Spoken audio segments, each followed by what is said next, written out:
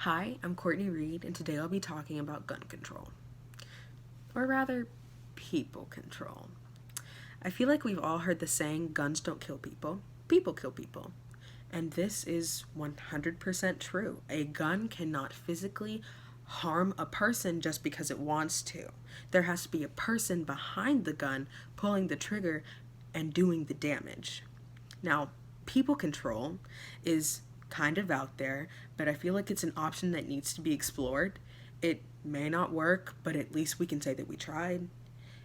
In my opinion, if one life is saved from gun violence, then it's all worth it in the end. I and my classmates have lived through tons of gun violence. Looking on Twitter, on the internet, looking on the news every single day, saying, like, oh, another one. Instead of being like, oh my gosh, that's so terrible, people have lost their lives, it's almost like we've become numb to it. We're so used to it. It's always been like this, so why is it going to change? But I'm fed up, and it's not okay with me, and I don't think that it's okay with everybody else. Guns are something that affect us all and our safety. So in the speech, I'm going to be talking about the history of guns in America, how easy it actually is to buy a gun, and how this affects us all as Americans. So let's start at the beginning, the Constitution. The Constitution does give us the right to bear arms. But did the Founding Fathers mean AR-15s? I don't actually think so. The Constitution was written before guns are as dangerous as they are now.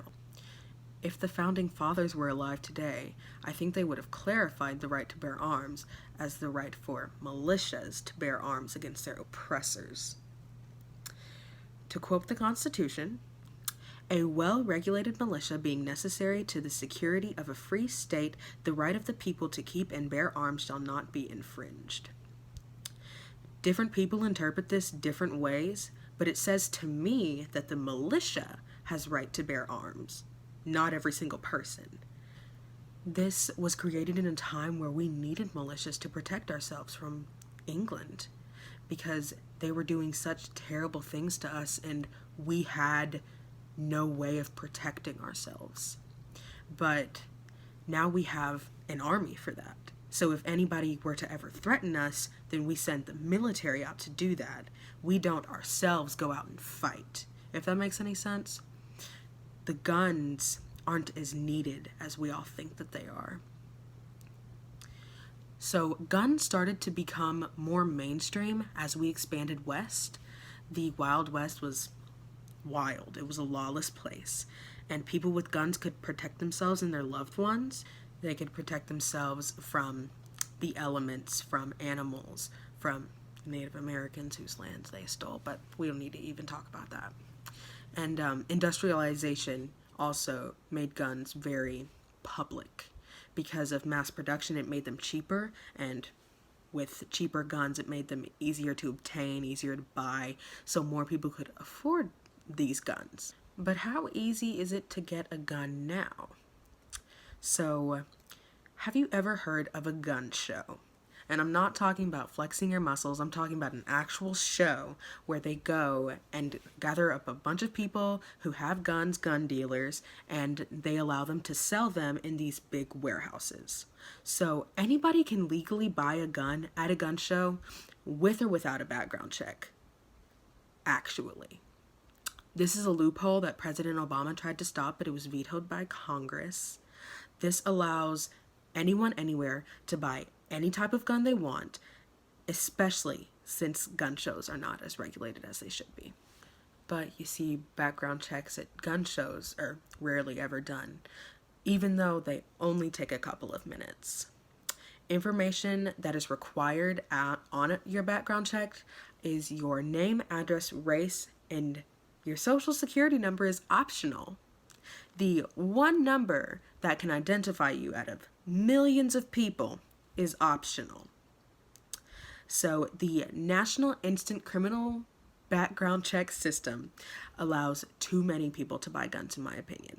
Less than 1% of people trying to buy guns are denied solely because of their background checks. This is a quote from the New York Times. If a purchaser has been convicted of a felony or misdemeanors with sentences exceeding 2 years or has been declared mentally defective by a court, then he or she won't pass the background check. But out of 100 million background checks that have been conducted in the past decade, only 700,000 people have been denied. Less than 1 million people have been denied to purchase a gun in the last 10 years. That means that 70,000 people a year are not allowed to buy guns, but everybody else is. So if anyone can buy a firearm, how does this easy accessibility affect us? So let's take a look at other countries and their gun laws. Other countries went immediately into action after mass shootings. Take Australia, for example. Since the ban on guns 20 years ago, there have been no mass shootings. In 20 years, Australia has not had one mass shooting. If there are two places that everybody in this country should feel safe, it is at church or wherever you practice your religion, and at school. Now, if gunmen will shoot up a school or a church and kill people, then no place is safe. So all that I'm saying is, why can't we try? Why can't we make people have background checks that require their social security? Or if somebody's trying to buy an assault rifle, have them do a nice mental check, a mental exam, because you can say that it's for hunting, but do you really need an automatic weapon that fires off 50 rounds in 10 seconds to kill a pig or a hog or a doe? No. And if you think that you need that, then you obviously aren't a good hunter. People do not deserve to die at the hands of a deranged maniac. Our gun laws don't protect us. They protect the shooters, because they are allowing these people to buy these weapons completely legally.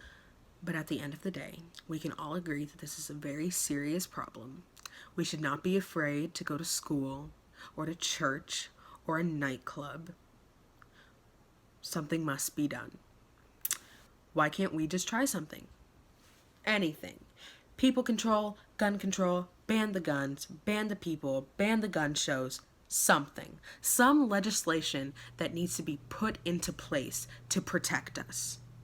I'm tired of being scared. I am tired of people my age and younger dying at school.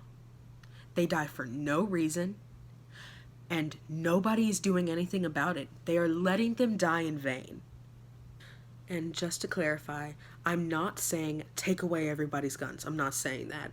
But I am saying certain people should never be allowed to buy a firearm.